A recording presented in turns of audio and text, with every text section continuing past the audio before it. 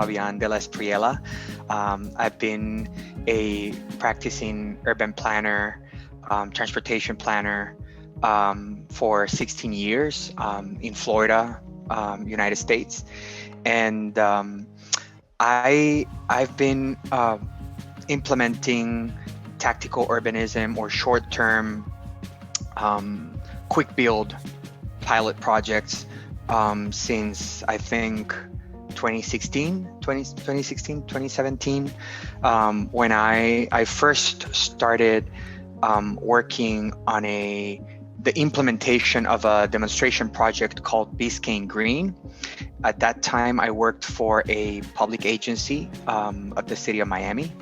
And that was a visionary project that was trying to build support on a transformative project for downtown Miami.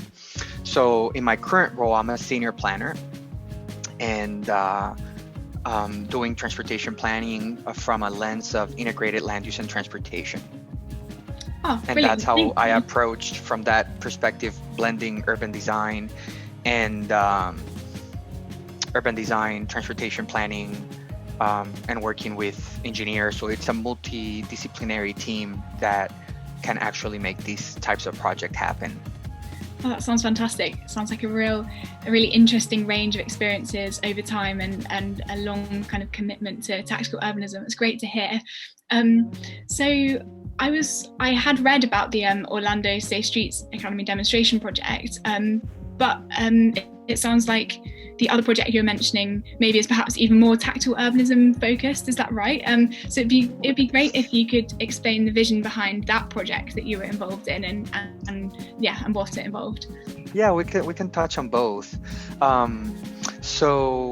I'll start with the Biscayne Green, since that was implemented in 2017, and the Safe Streets Academy project on Curry Ford was in 2018, I think.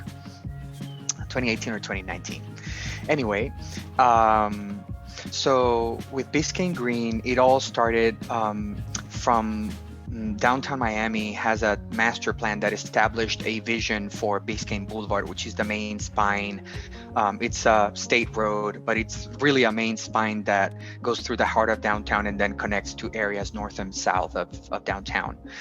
And it just happens, like so many arterials in the States, that it's a massive, fast road, 6 lanes or 8 lanes of traffic through an area that it's supposed to be walkable, pedestrian friendly, business friendly. So in the middle of this boulevard, there's no trees. There is a huge areas with parking lots. These islands were transformed into parking lots sometime years back. And so the goal was to create a demonstration project of this vision that repurposed this arterial, or at least this section or segment through downtown Miami, into a pedestrian promenade. And so we created a vision and transformed 3 blocks of this boulevard in the area closest to the heart of downtown Miami. And we transformed these parking lots, which accounted for over 100 parking spaces, into an active park, an urban park, with several. So we created a design. It had several areas. We had a concert area, like with a stage where we had concerts and food festivals and that kind of thing. So it was actively programmed for a month. And we had an area for kids. We had a dog park, which is non-existent in downtown Miami. And so it took 9 months in the making to actually design, coordinate, pull permits with the state agency, with the city, with the county. So all the necessary paperwork, find sponsors. We got the seed funding through a grant I applied for through the Knights Foundation, which is a local foundation. So we got seed funding from there. We got seed funding from the Miami Foundation as well. And then the DDA also, of course, put money towards the project. And so we planned everything. We planned it for January, which is the month with nice weather here in South Florida. No rain as well. And She had that here.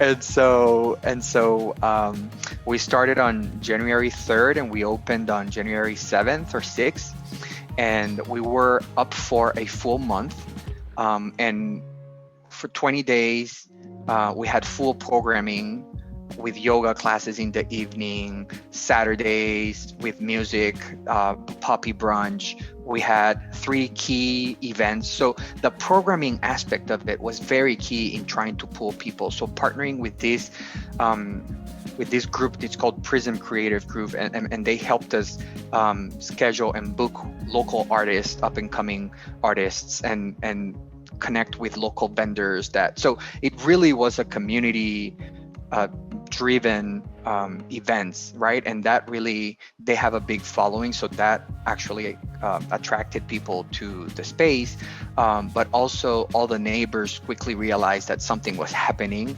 and then they saw the dog park, and they started getting acquainted with it, and it was packed.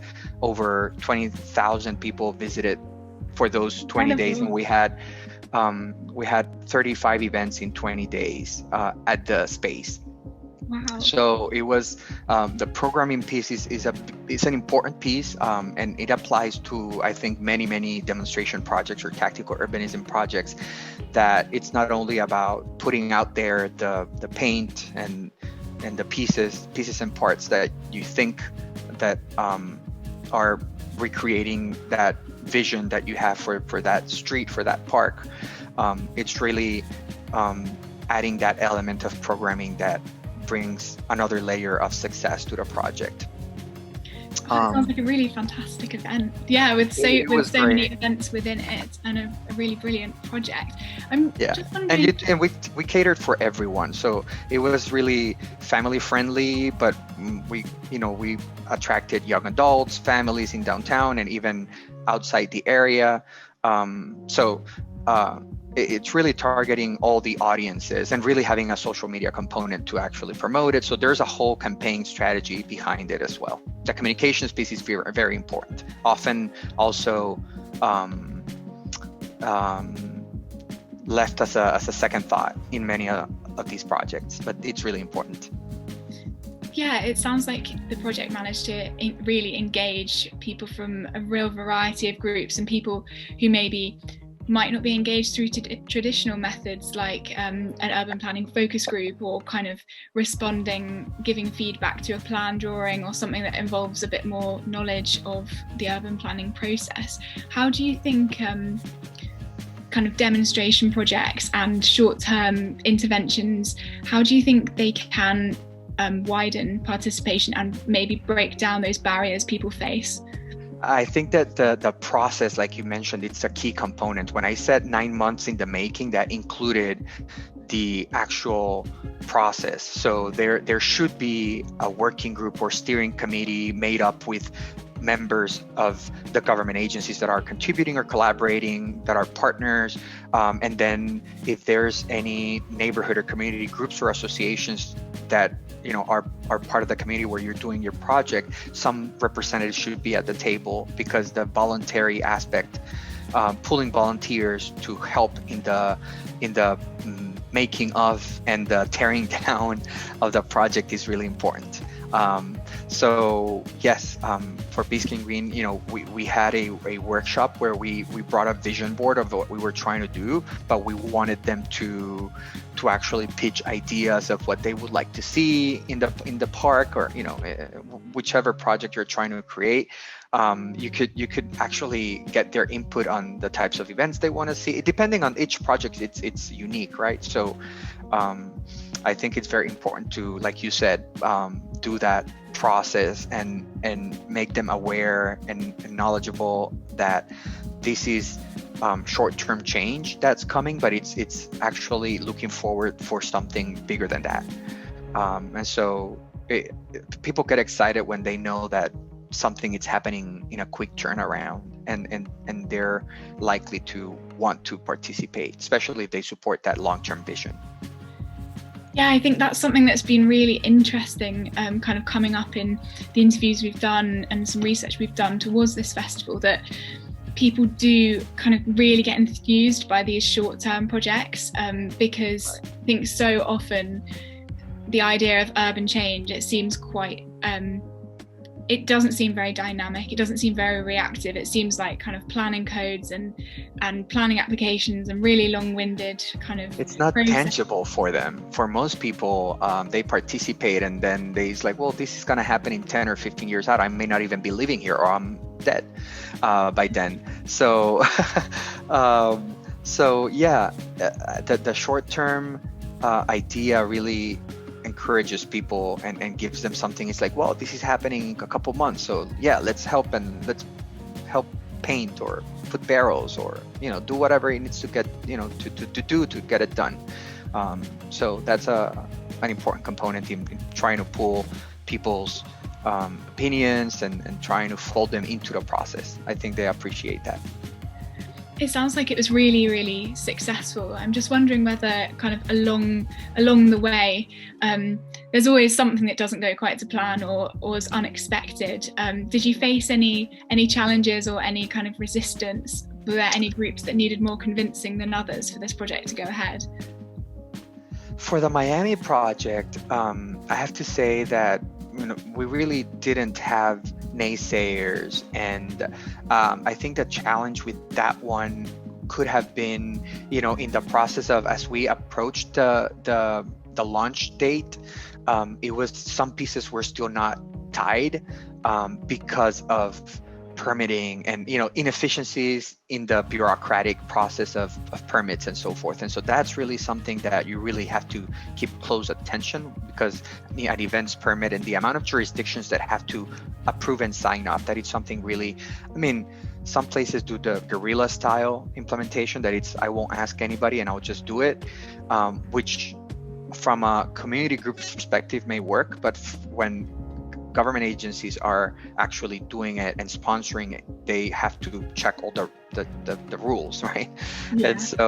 And so from that perspective, keeping a very close ear and stay close to the folks that are leading the permitting process or actually doing the go-arounds at the individual agencies trying to get sign-offs.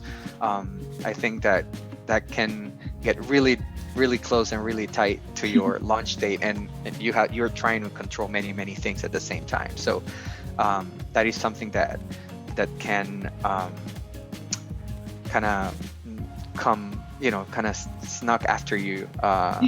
So on the smart growth, complete streets implementation, the Safe Streets Academy project in Orlando along Curry Ford, I would say the challenge there, on that project, we transformed, it was about half a mile, so about a kilometer, and we transformed a 5-lane, I guess, collector road into, so we did restriping and we narrowed to only 3 lanes, so 1 lane in each direction plus a turn lane, and then we added a bike lane, and along that segment we also added an island with a pedestrian crossing that didn't exist there before. And so just to give the overview of what the project was about, but the challenge there is that lots of folks in the neighborhoods, and they started complaining about how traffic was negatively impacted by the project, because they saw during peak hour that there was a little bit of backup and so forth.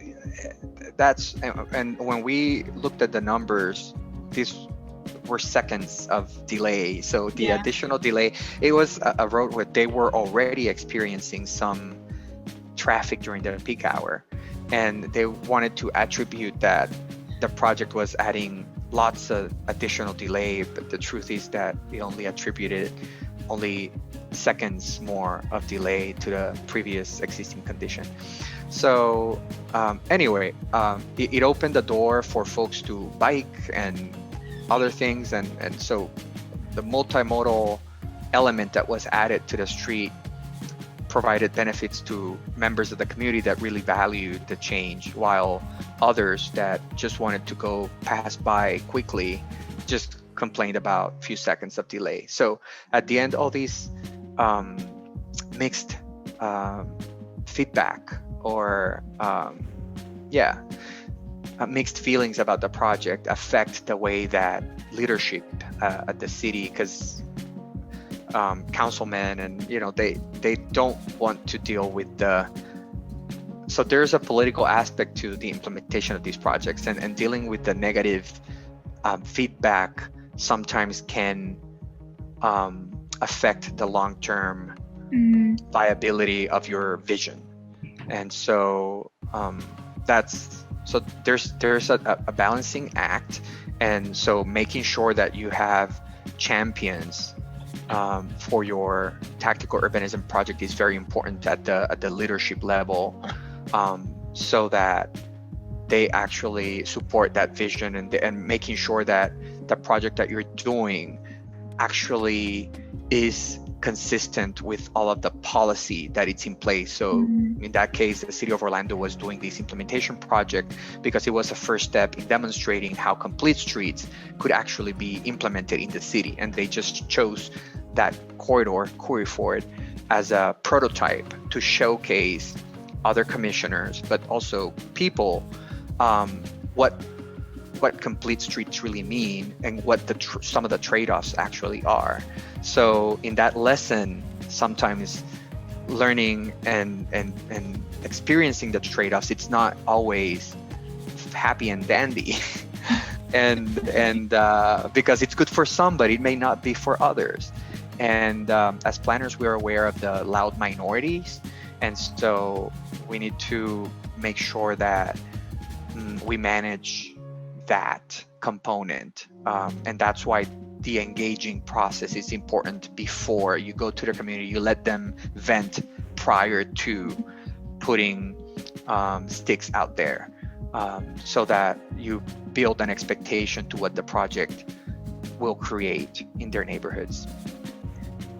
Yeah, it's been really interesting to hear about that, and hear about how there is this kind of fine line that needs to be kind of weighed up between upsetting some groups and kind of pleasing others. Do you think that with the kind of temporary nature of demonstration projects, obviously with the intention of long-term change, but do you think the fact that they are temporary projects in some cases makes people more kind of open to the ideas? So with the kind of remodeling of streets, if they haven't been able to previously imagine how the street could be different, having it like temporarily transformed, knowing that this doesn't have to be forever, do you think that works for some people?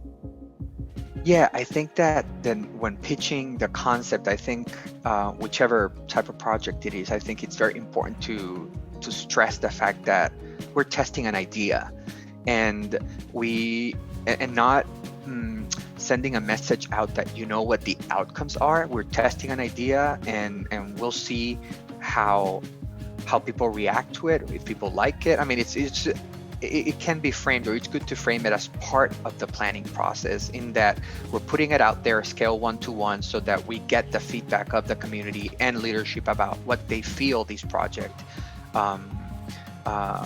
what kind of outcomes this project could have.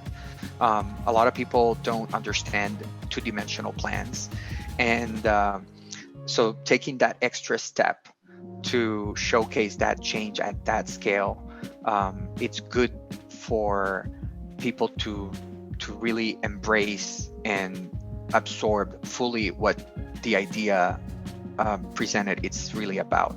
So stressing the idea that it's a test, and that if it doesn't work, we can change it. After a month, or 6 months, or whatever the length of the pilot is, it's going to be picked up, and everything's going to come back to be as it was before. So we're going back to the drawing board, and then moving forward for our long-term vision. So always tying your demonstration project or quick build to a longer objective is really important as well, because it's part of the message of we're doing this, but we're really trying to accomplish something greater than the specific project. A lot of people will question why is it worth spending this money to do this thing that is going to be picked up in a month. And so you really have to build your case in trying to demonstrate that there's value in doing this quick build or short-term implementation. It strikes me as a much more kind of empowering process, really taking citizens through the project from the very start, and being involved in the actual kind of framing of what the project is going to be about, and not just kind of being consulted when it's pretty much already been decided. Yeah, it can't be a design and defend type of effort.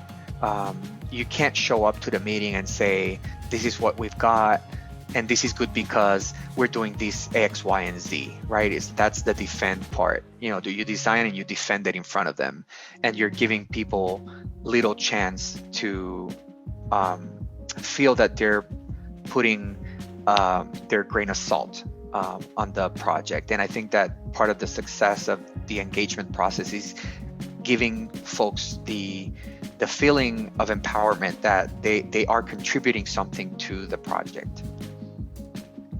Definitely, it's up to the technical team then to evaluate those ideas and decide whether what they're suggesting fits in or not. And that's okay, but at least give them the chance to speak up and contribute. And like you were just saying, in terms of the technical team then taking it and evaluating it, it's really nice to have public input when they're not constrained by the kind of preconceptions of what is kind of possible and what has been done before. And right. Going back to what you were saying about the kind of all the issues of the permits and really needing kind of the technical on paper support for the project to go ahead.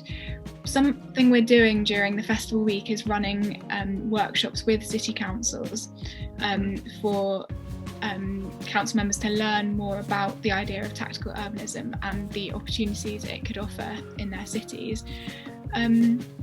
So I was just wondering, from that perspective of the challenges you've experienced on projects of trying to get these kind of technical certificates and things to do things, are there things that kind of conditions that would be easier that are there ways city councils could make it easier to run tactical urbanism projects? Is there kind of, obviously it will be different in different countries around the world, but I'm just wondering if that's something from a city council level, if they could be promoting it more. So I'll first get back to the processing that I wanted to mention one other thing, and then I'll get to the response to that. The one added layer I wanted to add to the process question and the participation, it's not only having that one opportunity for the community to suggest or provide the input. It's always good to come back a second time and say, we gathered your input, we reviewed, and this is what we came up with. So giving them the chance to look at the preferred final plan before they see it out there, so that they feel that their ideas were taken into account, and that you're actually coming back to them to say, well, we reviewed everything, and this is our final answer. So it's a two-step process, right? To as part of that communication with your groups or your community. In terms of the commission and how to get leadership to actively support these types of projects, I think, or to impact the permitting process and so forth. I think that overall, if cities or municipalities or agencies, if they have they can have a policy that support quick build projects, and they can establish a quick build program that is supported by the governing board, commission, council, however you want to call it. And the quick build program could have rules. I mean, in terms of a process, you apply, who applies for it, community groups, or if it's staff led, whatever mechanism, but it could have a roadmap that is completely approved. And then in terms of the permitting, I mean, agencies could, for example, like they do with parklet programs. I mean, the municipalities or agencies can have waivers in terms of, for the agency or the folks that are processing the permit for the quick build project. They could waive the permit fees, or they could waive the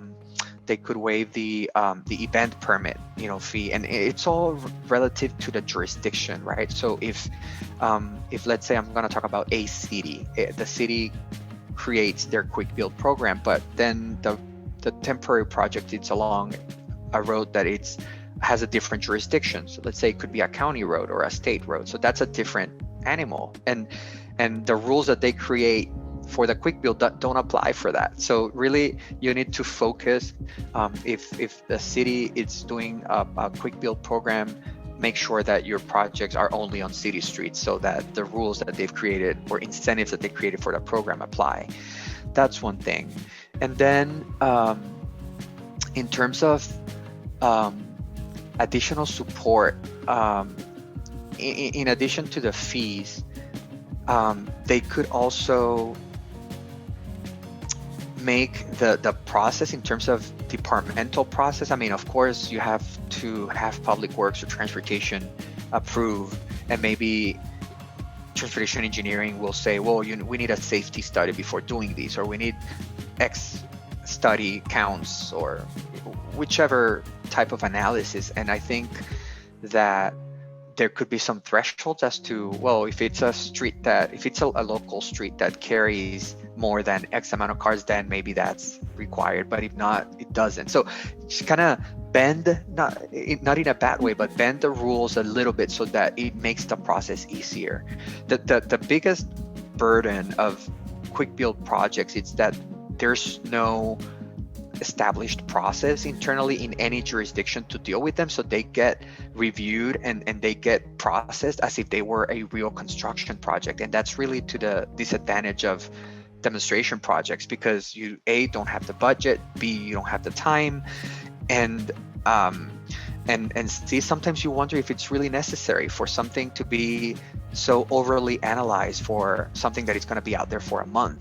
And so trying to justify that this is going to be the right answer, or you have to meet so many requirements when the entire purpose of the project is to test an idea, sometimes it feels an overburden to folks that are trying to implement the project. So I think that would be a very big help from jurisdictions, or from an internal perspective in terms of support to quick build or temporary implementation projects. Thank you. That's really interesting, kind of behind the scenes insight to hear. And I think it's really exciting seeing, like you were mentioning, the more formalized programs like the parklet programs, and hopefully leading the way for council or kind of city level supported tactical urbanism programs. Just have two more questions it'd be great to cover. And the first of these was how across the world during COVID-19 we've seen communities coming together and finding a renewed appreciation for their local space. But I was just wondering, from your experience and what you've kind of been seeing and hearing, what key lessons do you think people might have learned about placemaking and tactical urbanism during COVID-19, and also how we could use tactical urbanism or placemaking techniques to move forward into 2021, coming out of hopefully the post-pandemic environment? I think one of the lessons of through the pandemic is that tactical urbanism or quick build projects, it's really an emergency response mechanism as well, and folks implemented tactical urbanism ideas as a COVID response in different ways. They reconfigured streets so that people can go on their bikes places. So they repurposed lanes so that people, they expanded their multimodal network so people could bike instead of jumping on a bus, or so you're on your own. So they adapted in that way. They utilized parking spaces to create outdoor dining areas. Let's say the most simple application of tactical urbanism, perhaps, it's how they applied temporary signage so that they could accommodate pickup and drop-offs for food, and so I think this pushed a lot of agencies that they can be nimble and that they can actually get things done, and they've been working out for months, and it's okay. And when it comes to the time when they have to act, all these process, like we were talking before, the analysis, the overthinking of everything, instead of just let's just do it. And so the thinking behind all these tactical urbanism projects, and the way that we wished it could all go, it's let's just do it. let's stop talking about it, and let's stop asking for so many paperwork. Let's just do it. So if anything, I think that perhaps the experience that some agencies had with COVID response is that maybe they can become more nimble in their processes to implement change.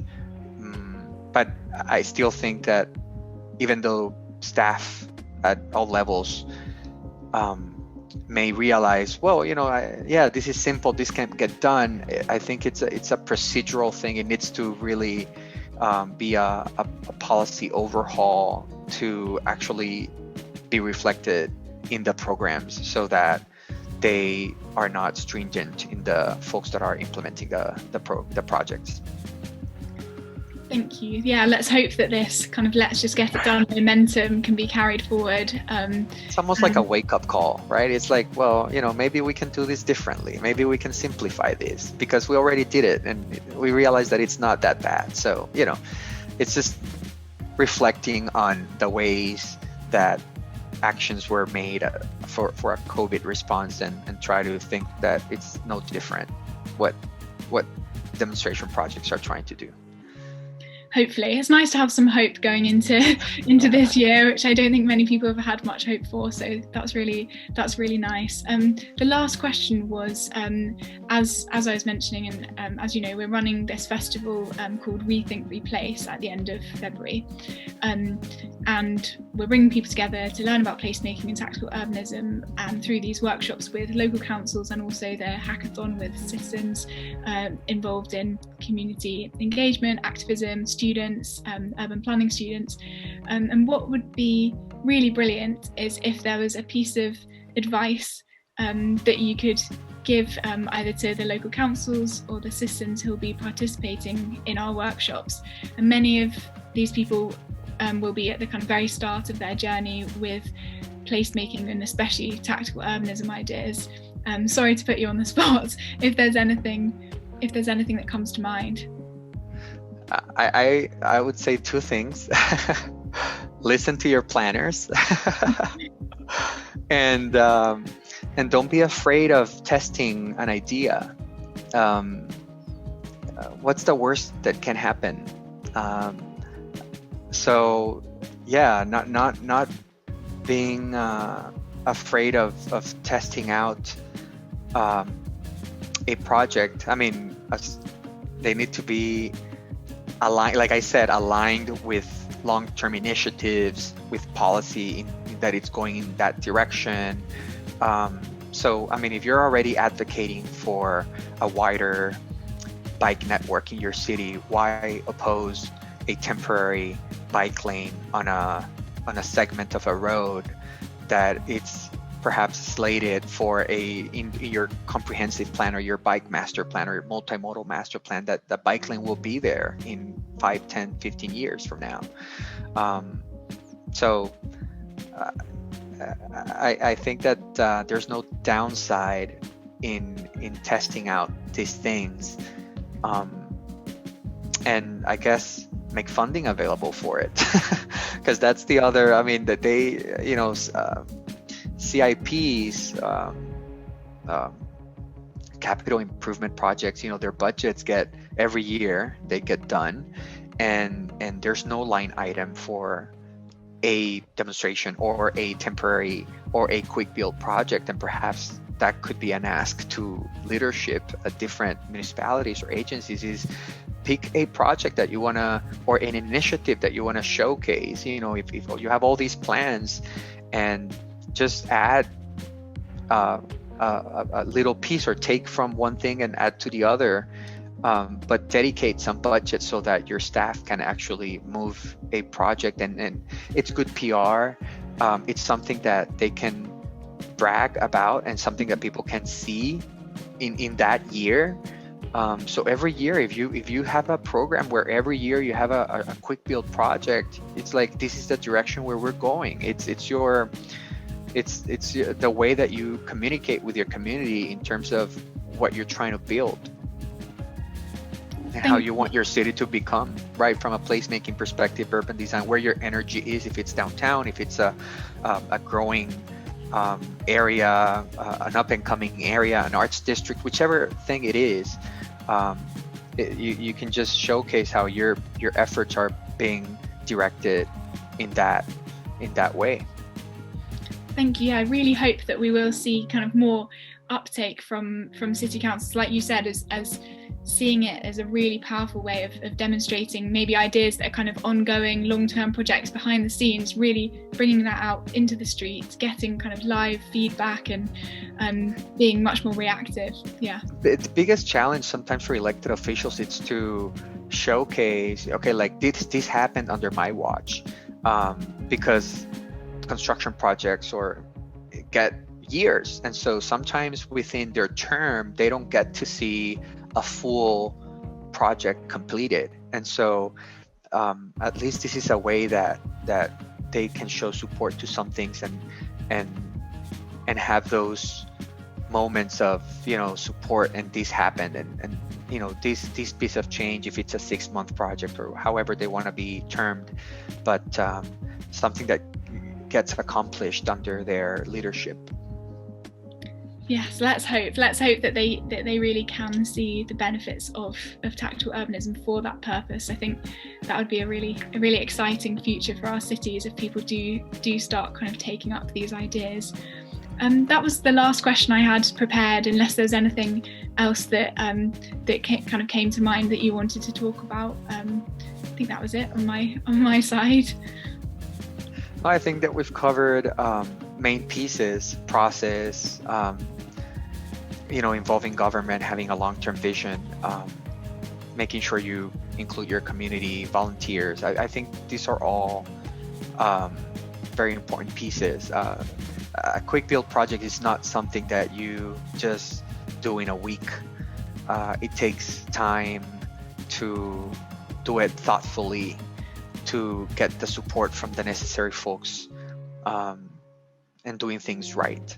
And at the end, I would say one more thing I would add. It's a lot of folks, it's like, well, let's do it quickly and we'll just put some cones out there. There's always a flip side of doing something too quick and that looks too unfinished.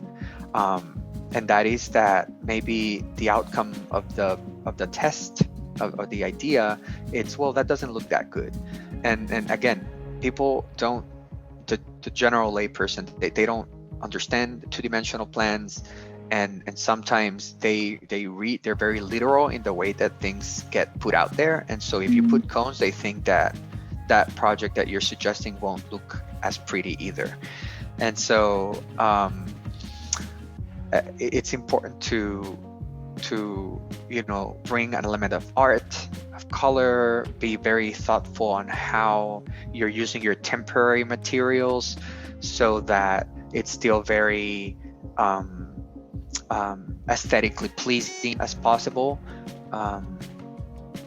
because at the end that image, I mean, it needs to add, there's a placemaking element to all these projects, and it needs to come through. And if it doesn't come through, I think it can hinder the long-term viability of your project as well. Definitely. Yeah, that's a really interesting point I hadn't thought about. Trying to show it enough how it might look that citizens can really kind of imagine it and get on board and like it. If it's just if it's just an MOT like they do for a roadway project, they won't like that. It needs to have an element of beauty and yeah.